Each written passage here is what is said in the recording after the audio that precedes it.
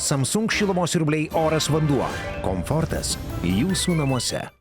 Mūsų toks planas ir buvo, kad pradėti stipriai nuo rungtynių pradžios, nes ne pirmas rungtynės žaidžiame prieš Jonavą ir praėjusias rungtynės irgi tas planas pavyko, tai bandėme tą kartoti ir tai neblogai sekės.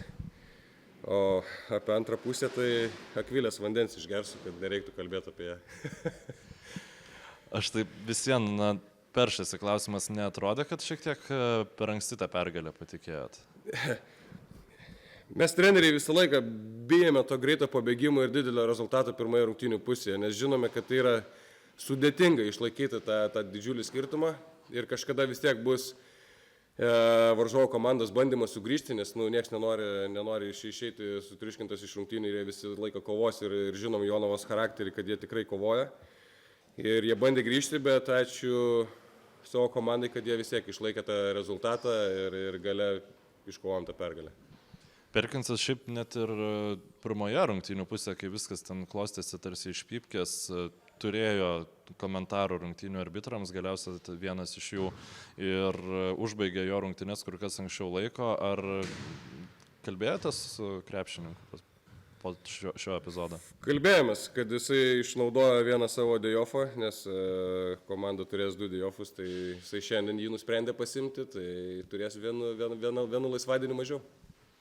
Na, vis dėlto panašu, kad tas krepšinis, kurį jūs stengiatės dėkti Kėdainiuose, vis labiau virsta kūnu. Iš tiesų, Jonavos krepšininkai toje pirmoje rungtynių pusėje net atrodė tiesiog šokiruoti buvo jūsų aktyvumo. Kas leidžia žaisti taip aktyviai ir taip kibiai? Tai visų pirma, tai visa mūsų selekcija, mes žinojom, kokį mes tą krepšinį norim žaisti, žinojom, kokius žaidėjus rinksimės. Aišku, mes negalime apsvaigti. Taip, smagu, laimime dabar, bet negali žinoti, kada vėl įkrisi į tą dobą ir gali būti 2-3 pralaimėjimai iš eilės ir tada vėl mes būsime patys blogiausi ir nesuprantantis krepšinio. Tai tiesiog gerai sudėliojom krūvis, gerai pasirinkom žaidėjus, žinome, ko norim, žaidėjai žino, ko mes norime iš jų ir mes su to važiuojam ir šiandieną labai smagu, kad galėjau ir Igną pataupyti, kadangi vis tiek turime 3 rungtynės ir dar žaisime su Žalgiriu, tai išėjo išrototi žmonės, padalinti minutės, tai labai džiaugiuosi dėl to. Šiuo metu jau 3 kėlinys, taip pat Kėdainių sporto centras žaidžia rungtynes. Ir nežinau, kiek klubas gali įtakos daryti šioje vietoje, bet ar pačiam nekeista, kad 2 Kėdainių klubai vienu metu žaidžia rungtynes ir nepasistengta kažkaip to tvarkaraščio pareguliuoti ar iš vienos ar iš kitos pusės, kad bent jau nereiktų rinktis, kurioje arenoje būti. Tai matot, aš manau, kad čia nelabai nuo mūsų klubo priklauso ir nelabai priklauso nuo sporto centro. Tai vis tiek yra salių užimtumai ir daugiau ten lygos sprendžia ir čia gal lygos turėtų kooperuoti ir bendradarbiauti tarpusavį ir pasitikrinti savo tinklelį rungtynių. Nes mes ką, mums pasako žaisti, mes žaidžiam, tai mes nieko negalim padaryti. Aišku, kad sudėtinga tiem žiūrovom, kai tokias 2 stiprias komandas turi, kurios tokį krepšinį žaidžia, visi nori viską pamatyti. Aš labai tikiuosi, kad beveik visa salė dabar nuvažiavo į Vilainius ir stebi kitas rungtynės, nes ten dabar kaip tik buvo ilgoji pertrauka. Tai labai tikiuosi, kad ir mūsų komandos vadovui Arminui Kelmelį ten sekasi neblogai, tai linkim pergalės. Tai dabar savaitgalį Kėdainiuose 2 karščiausios Lietuvos krepšinio komandos susitiks. Kokios nuotaikos prieš akistatą su Žalgiriu?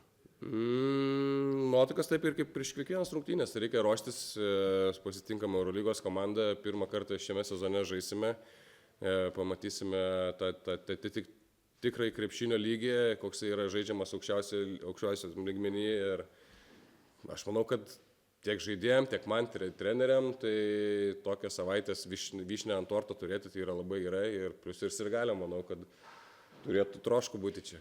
Treneri, tai po tokios sunkios pirmosios pusės komanda 3 kėlinyje parodė charakterį ir galima kažkuo didžiuotis? Koks čia charakteris, mes net važiavome šitas varžybas, koncentracija 0, užbėgo, dabar gerai prisiminsim, 44 taškus, tai 203 po klaidų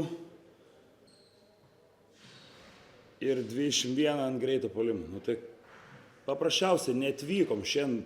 Tik norėčiau atsiprašyti mūsų fanų, kurie vis tiek mumis tik ir važiuoja į visas keliones.